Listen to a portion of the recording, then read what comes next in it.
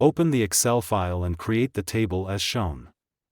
Write the guest's first and last name and complete the information.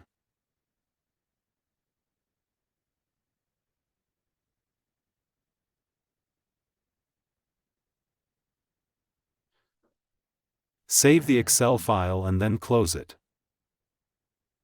Click on the import icon to import the file. Then go to the path where you saved the Excel file, then select the file and click Open. Then from the drop-down list on the left below the path, choose Worksheet.